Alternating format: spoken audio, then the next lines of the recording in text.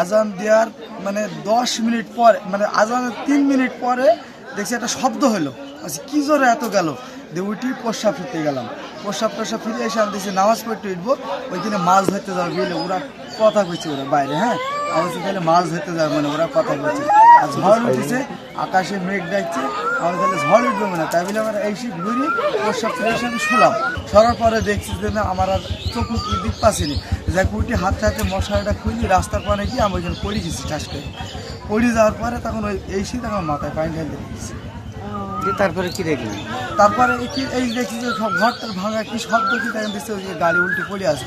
সবাইকে তখন ওই গাড়ি তুলছে, আমাকে দেখেনি ফার্স্টে। মানুষ মনে করছে যে গাড়ি উল্টে পড়ে গেছে, কিন্তু ঘর ভেঙেছে একটু খেয়াল করেনি। গাড়ি তুলে এসে তখন মানুষজন দেখছে যে আমি পড়ে আছি, তখন এসে পানি টানি যাচ্ছে।